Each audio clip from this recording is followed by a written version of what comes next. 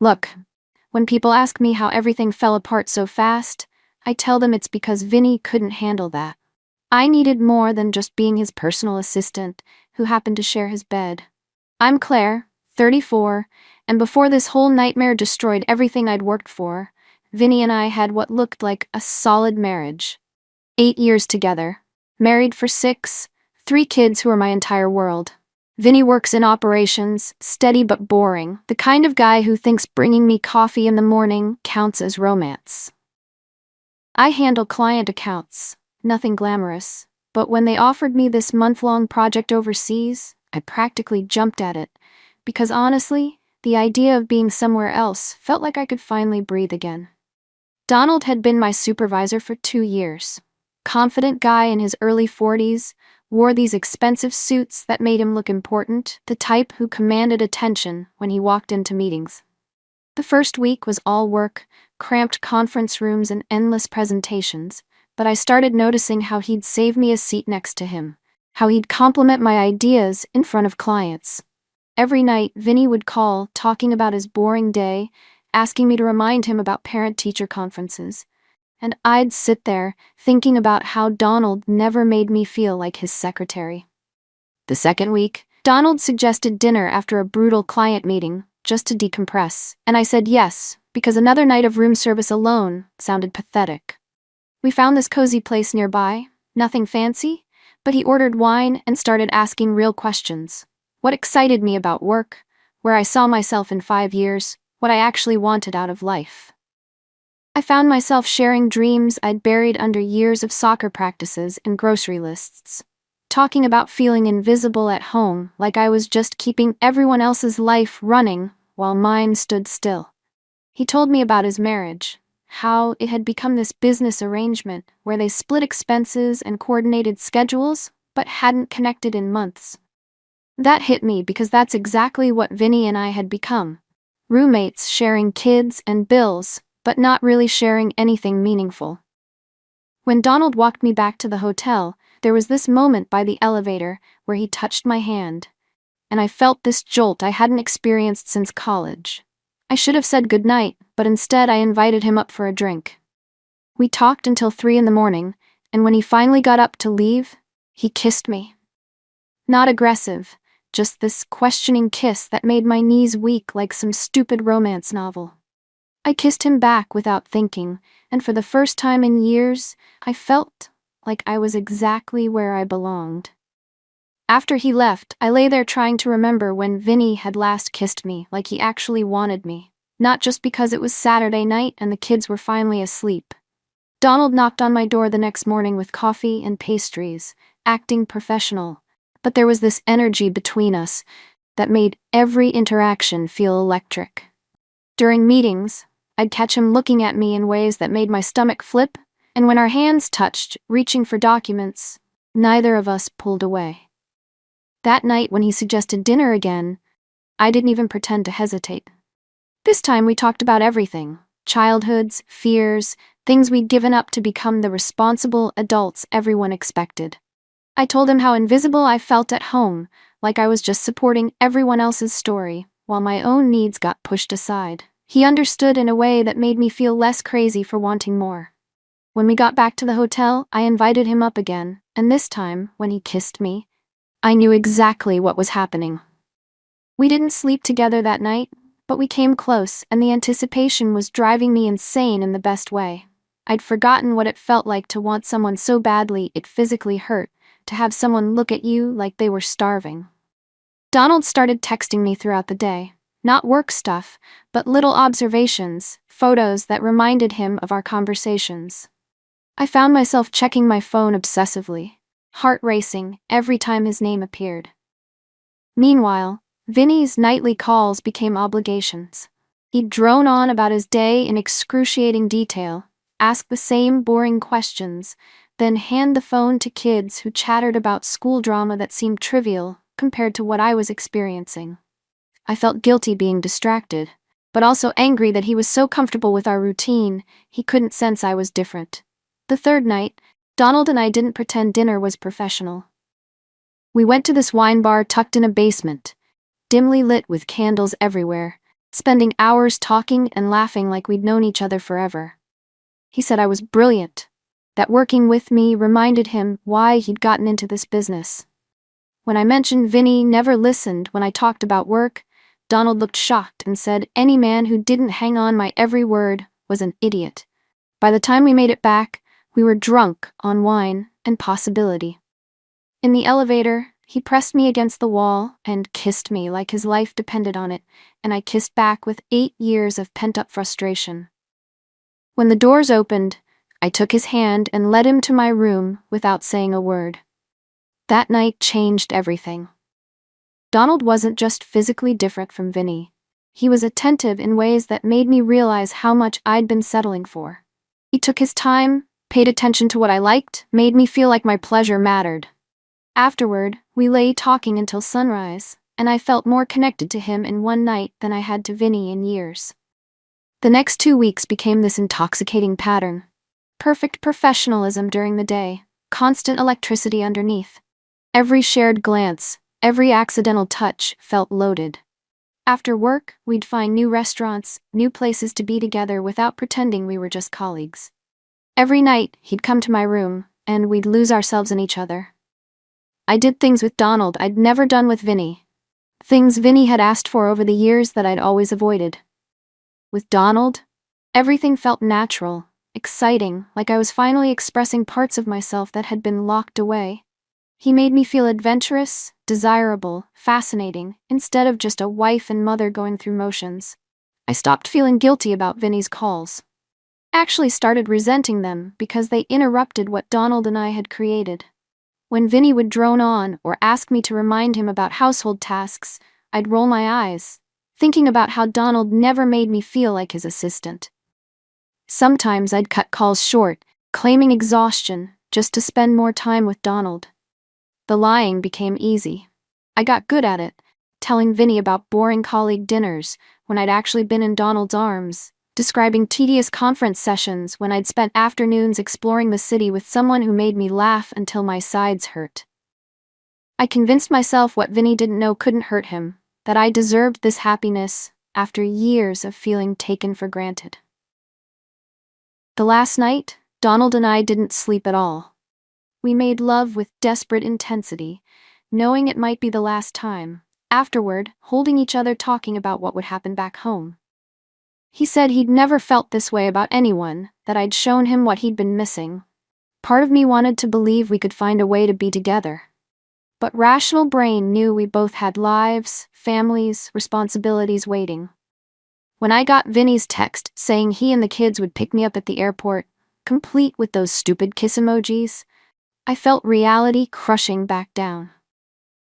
Donald was on the same flight, but we sat apart, barely acknowledging each other, and I spent 8 hours staring out the window, trying to figure out how to pretend to be the same person. Seeing Vinny and the kids at baggage claim was like stepping into a life that no longer fit. Vinny hugged me like he actually missed me. Kids excited to share everything that happened while I was gone, but I felt disconnected, like watching someone else's family reunion. During the drive home, Vinny kept asking about the trip, while I gave sanitized versions of truth, thinking about Donald's hands on my body just hours before. That first week back was torture. I threw myself into being perfect wife and mother, elaborate dinners and fun activities with kids, trying to convince myself this life was enough.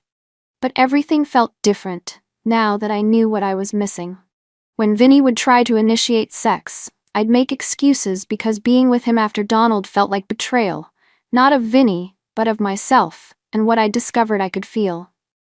Donald texted constantly those first days, saying he missed me, couldn't stop thinking about our time together.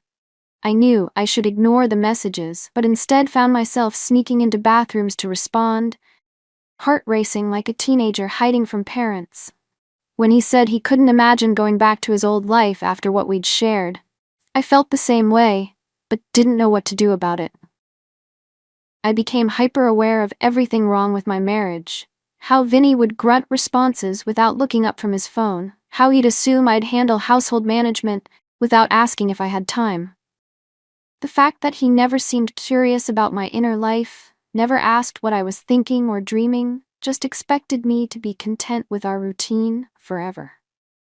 About 2 weeks after returning, Donald called while Vinny was at work and kids were at school. Hearing his voice made my whole body respond in ways that scared me. He said he'd been thinking about leaving his wife, that what we had was too important to give up. I wanted to say yes, wanted to run away with him and start over somewhere nobody knew us, but instead told him we had to stop. But ending it just made everything worse.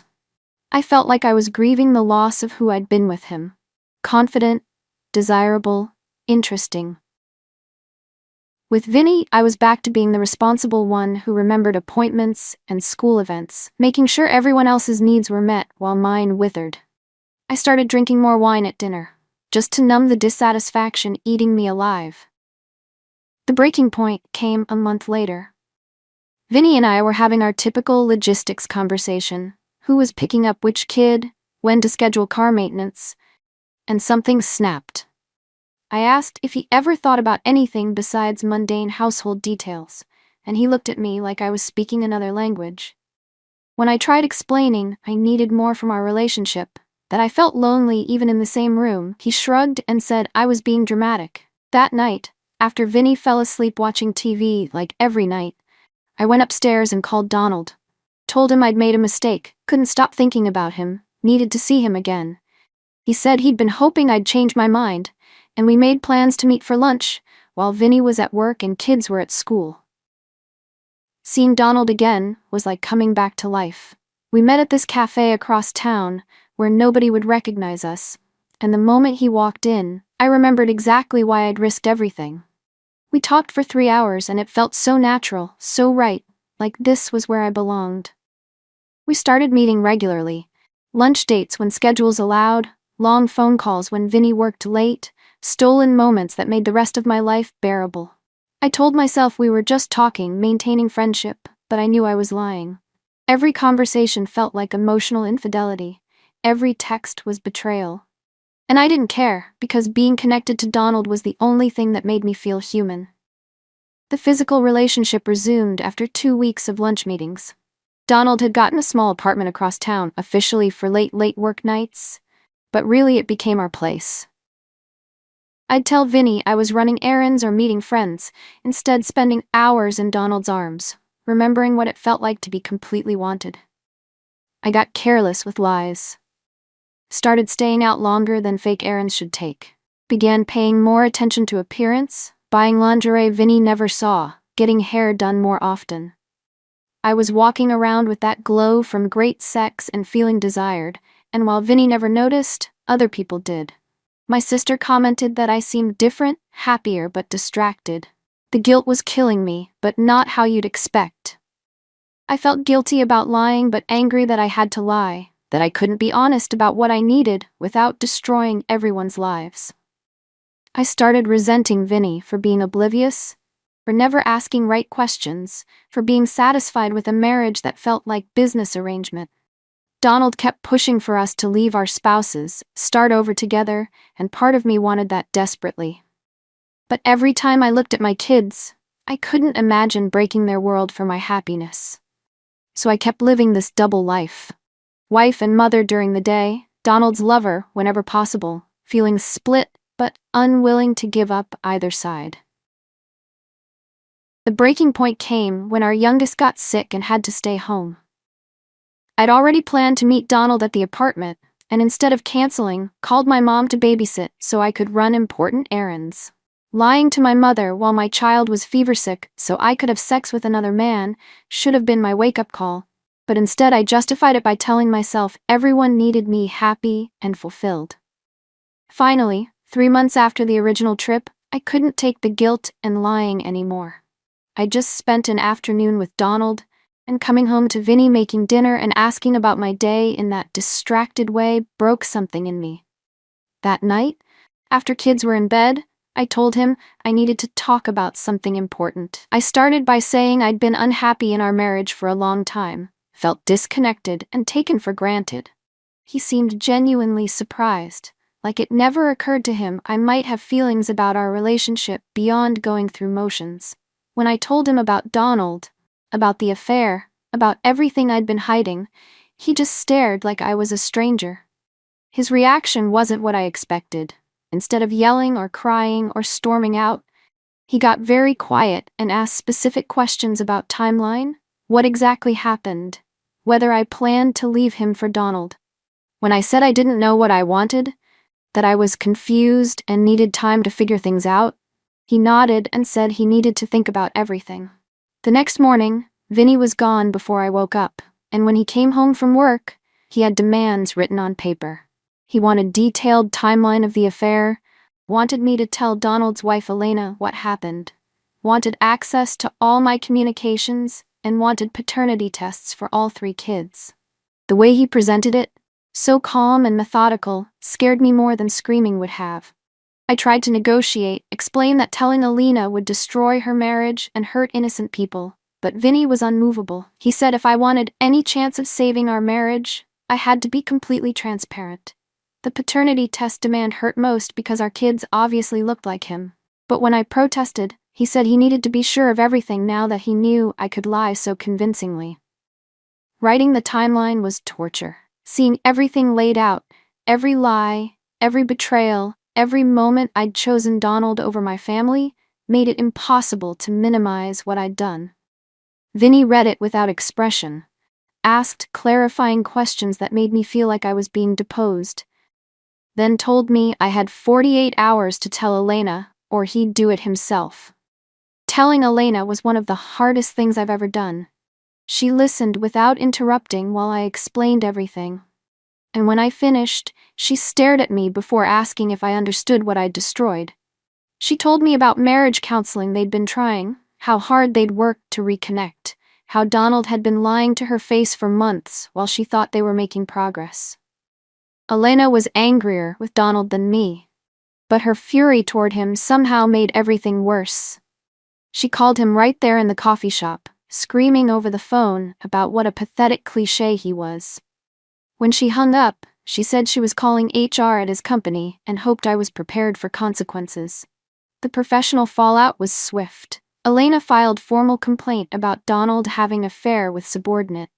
Since I'd already left for my new job, I wasn't directly affected, but Donald was suspended pending investigation.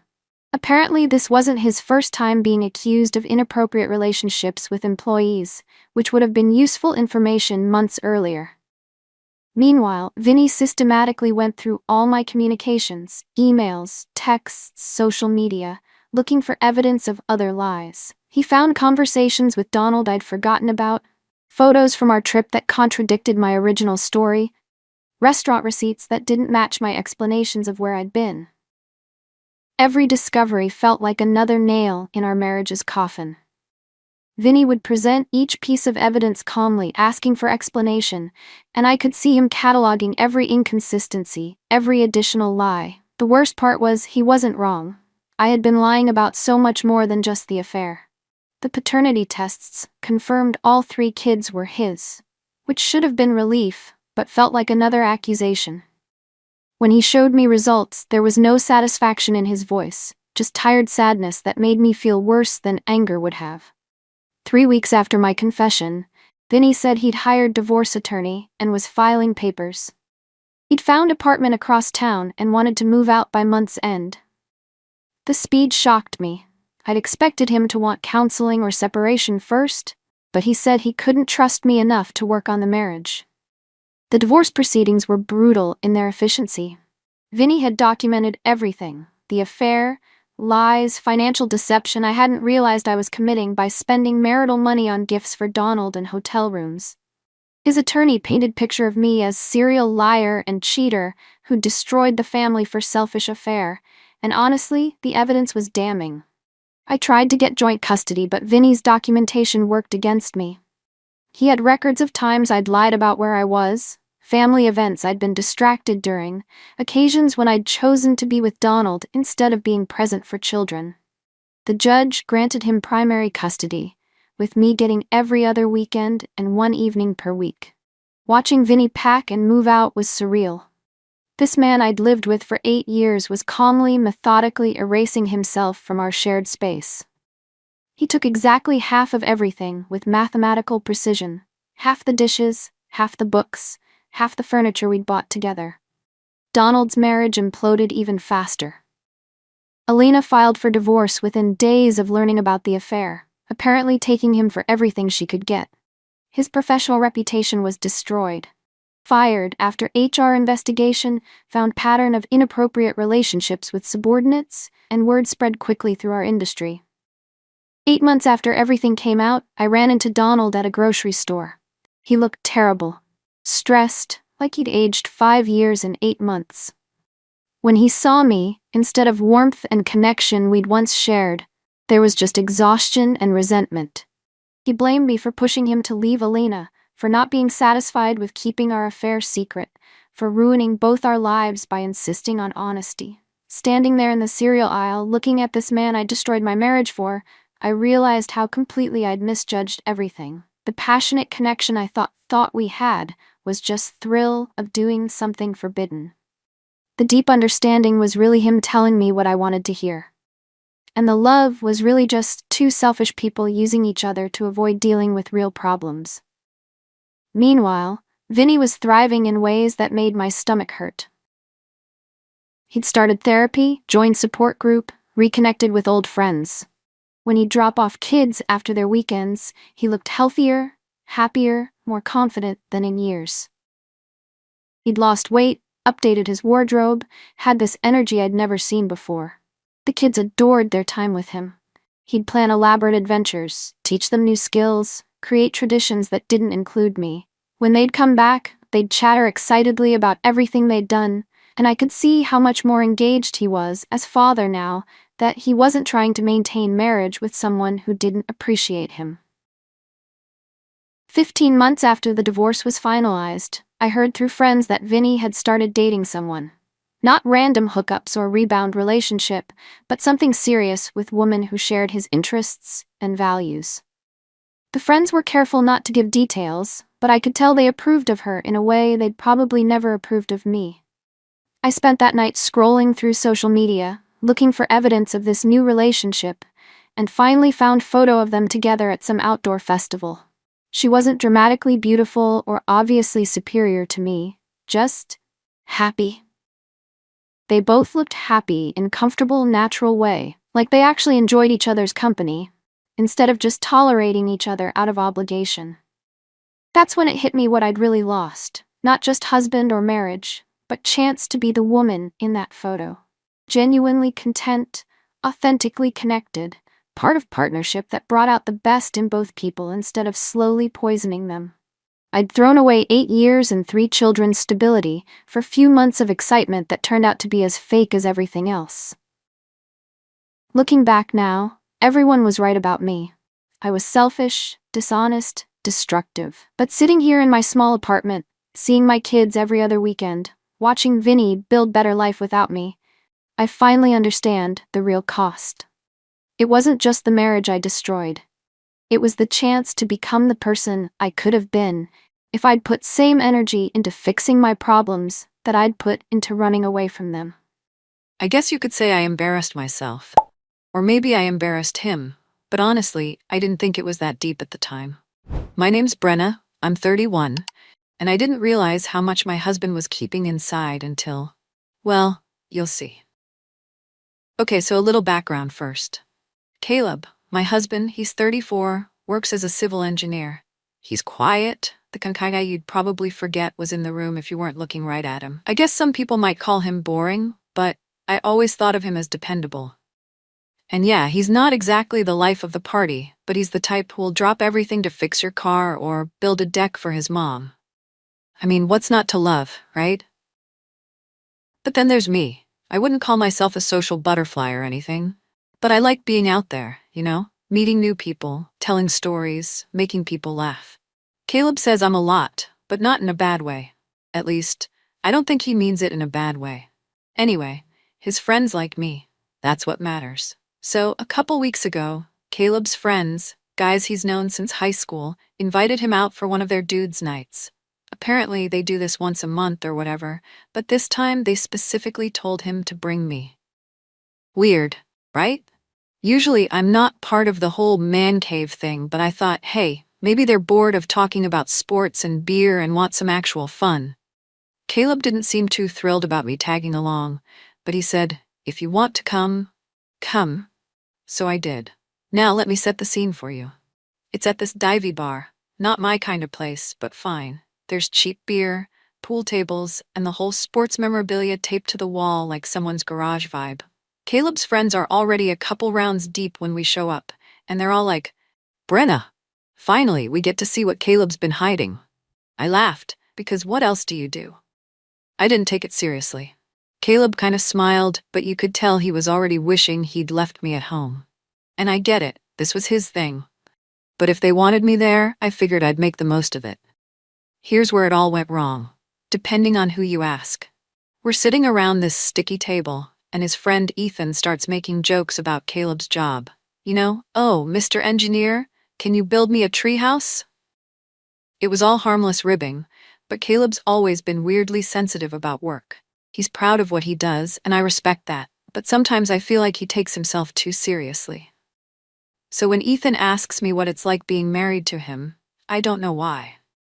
I just went for it. I said something like, "Oh, Caleb, he's great, you know, when he's not working late to make sure the lines on the road are straight." Everyone laughed. Caleb didn't. But I thought, come on, it's a joke. Lighten up. It kind of spiraled from there. I wasn't trying to be mean, honestly, I wasn't, but once you get a few drinks in me, I guess I don't have much of a filter. I told them how Caleb keeps this spreadsheet of every single thing we spend money on, like we're living in 2008 and the economy's about to collapse. I made a joke about how he'll check gas prices before filling up, like that 20 cents is going to make or break us. I even mentioned how he once tried to convince me to cancel my yoga membership because stretching is free. The guys were in hysterics. They loved it. And for a second, I felt like the star of the show. But Caleb? Oh, he was just sitting there, sipping his drink, his face getting redder by the minute. He didn't say anything, though, which I figured meant he was fine. Like, if he had a problem, he'd tell me, right? By the time we got home, I was feeling pretty good. I thought I'd made a great impression, made his friends laugh, maybe even loosened Caleb up a little. But as soon as the door closed, he turned to me and said, "What the hell was that?" I froze. He never talks to me like that. I mean, sure, we've argued before, but Caleb's not the kind of guy to yell or even really raise his voice. So when he just stood there, staring at me like I'd done something unforgivable, I didn't know what to say. "What are you talking about?" I asked. He just shook his head and said, "You don't get it, do you?" And then he went to bed.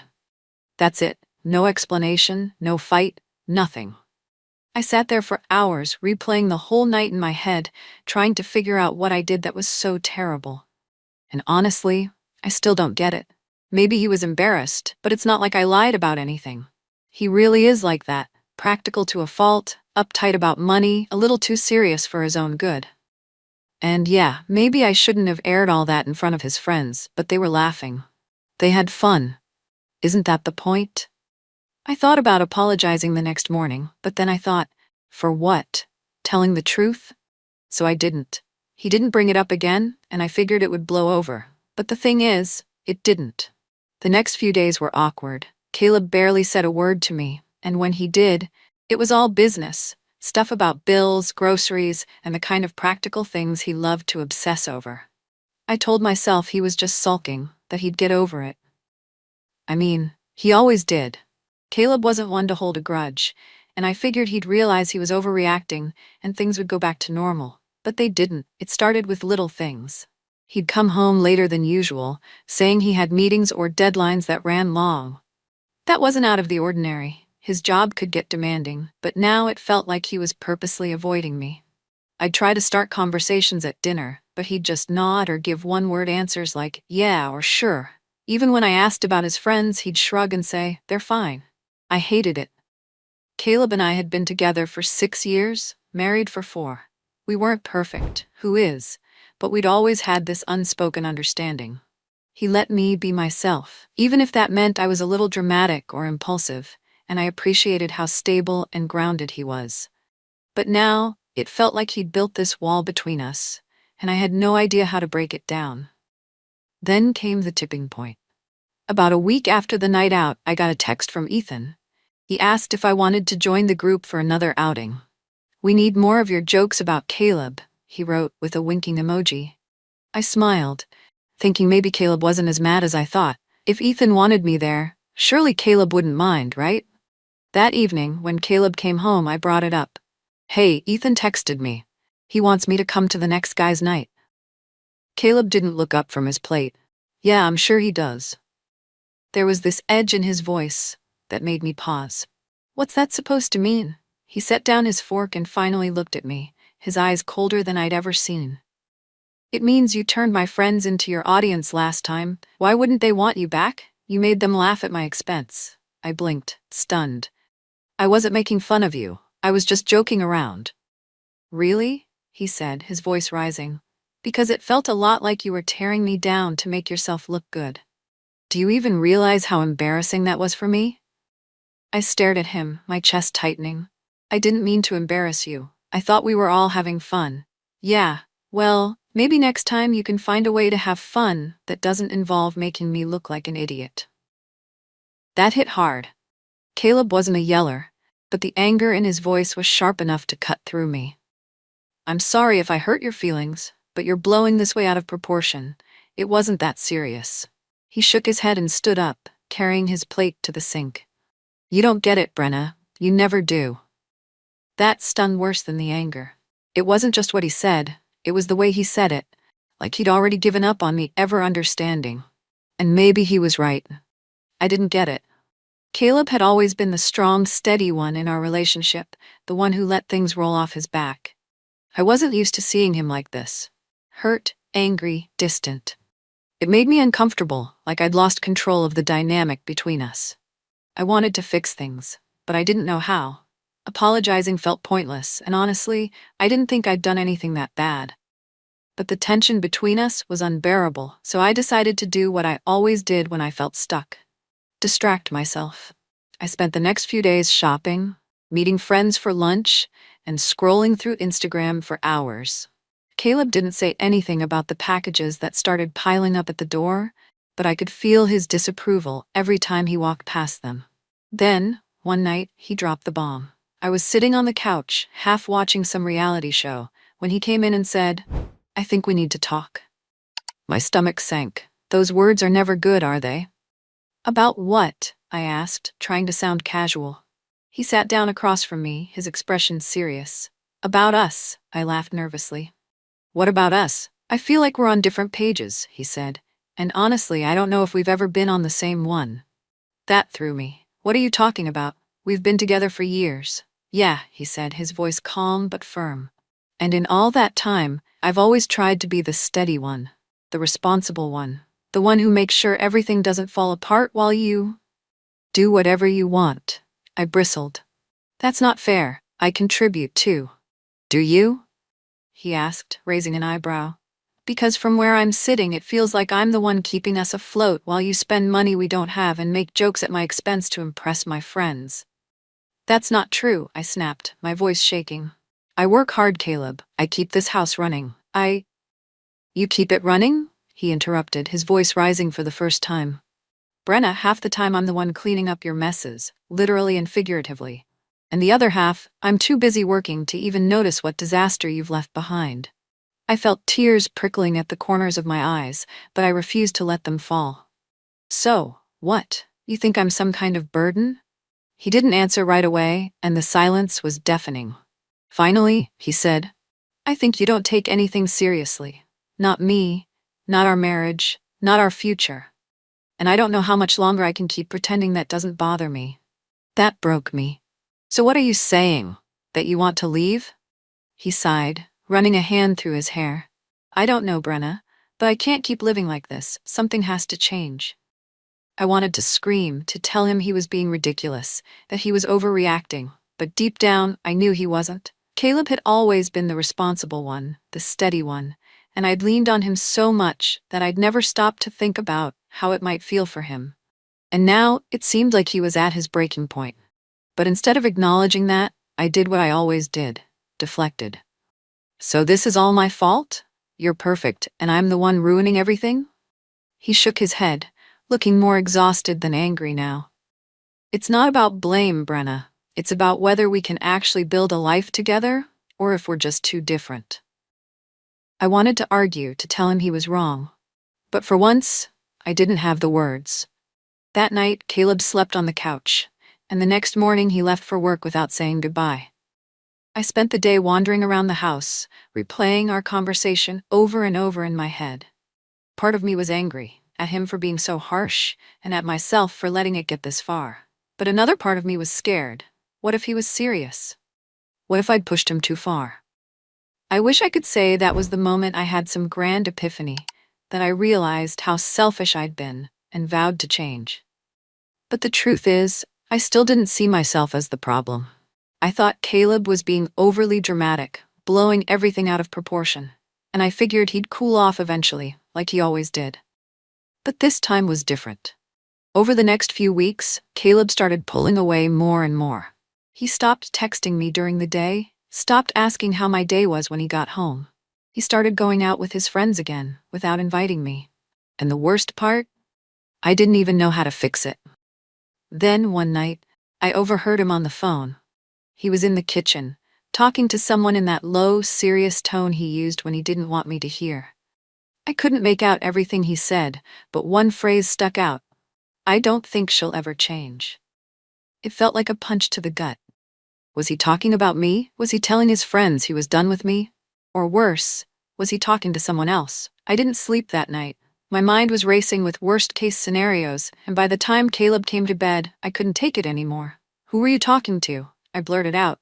He looked at me, startled. "What?" "On the phone," I said, sitting up. "Who were you talking to?" He sighed, rubbing his temples. "It was Ethan." I frowned. "Why?"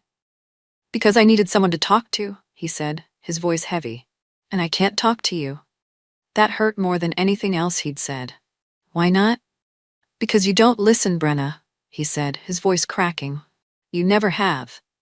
And just like that, the wall between us felt insurmountable. That night, Caleb's words stayed with me long after he fell asleep. "You don't listen." It wasn't the first time he'd said something like that, but for some reason, it felt different this time. Maybe it was the way he'd said it, or maybe it was the way he seemed more resigned than angry, like he'd already made up his mind about where this was heading. In the following days, the tension between us only grew. Caleb started spending more time at work, coming home later and later. When he was home, he was distant, barely speaking to me unless it was about something practical. I tried to act like everything was fine, posting pictures of us on Instagram, texting him funny memes during the day, but nothing seemed to break through the wall he'd built around himself. Then, one evening, he came home and asked me to sit down. The look on his face made my stomach drop. "I've been thinking a lot," he began, his voice steady but soft, "and I think we need to take a break." The words hit me like a freight train. "A break?" I repeated, my voice shaky. "What does that even mean?" "It means I need some space," he said, looking me in the eye. "I need to figure out if this is what I want, if we're what I want." I felt tears welling up, but I forced them back. "So you're just giving up on us?" "I'm not giving up," he said firmly. "But I can't keep doing this, Brenna. I can't keep feeling like I'm the only one trying." His words stung, but I couldn't stop myself from going on the defensive. "You think I'm not trying? Do you have any idea how much I do for you, for us?" He sighed, running a hand through his hair. "I'm not saying you don't contribute, but it feels like we're always working against each other, not with each other, and I'm exhausted." I wanted to argue, to tell him he was being unfair, but the look on his face stopped me. He wasn't just angry, he was hurt. And deep down, I knew he had every right to feel that way. "I'll stay at Ethan's for a while," he said, standing up. "We can talk again when we've both had some time to think." And just like that, he was gone. The next few weeks were a blur. At first, I told myself he'd be back in a few days, that he just needed to blow off some steam. But as the days turned into weeks, I started to realize this wasn't just a temporary thing. Caleb was serious about needing space, and for the first time I started to wonder if he might not come back at all. I tried reaching out to him, sending texts and leaving voicemails, but his responses were short and distant. I even showed up at Ethan's place once, but Caleb refused to see me. It was like he was cutting me out of his life, and I didn't know how to handle it. The worst part was, I couldn't even blame him. As much as I wanted to paint myself as the victim, I couldn't ignore the role I'd played in pushing him away. I'd taken him for granted, made him the butt of jokes to impress his friends, and ignored his feelings when he tried to tell me how much it hurt. And now, I was paying the price. Eventually, Caleb and I met up to talk. He suggested a quiet cafe, a neutral place where we could have a serious conversation without distractions. When I saw him walk in, my heart ached. He looked tired, but there was a calmness about him that I hadn't seen in a long time. "I've been doing a lot of thinking," he said once we were seated, "and I think it's time for us to go our separate ways." The words hit me like a punch to the gut, but I forced myself to stay composed. "You're sure?" I asked, my voice barely above a whisper. He nodded. "I love you, Brenna. I always will. But I don't think we bring out the best in each other, and I think we both deserve more than that." I wanted to argue, to beg him to give us another chance, but deep down, I knew he was right. Our marriage had become a constant cycle of misunderstandings, hurt feelings, and unspoken resentment. And while I didn't want to lose him, I couldn't deny that we'd reached a breaking point. In the end, we agreed to a clean break. Caleb moved into his own place, and I stayed in the house. We split our assets amicably, and despite the pain, there was a strange sense of relief in knowing that we were both free to start over. Looking back, I can see where I went wrong. I let my impulsiveness and need for attention overshadow the things that really mattered, and I didn't take Caleb's feelings seriously until it was too late. I wish I could say I've changed, that I've learned my lesson, but the truth is, I'm still figuring it out. All I know is that I lost a good man, and I only have myself to blame.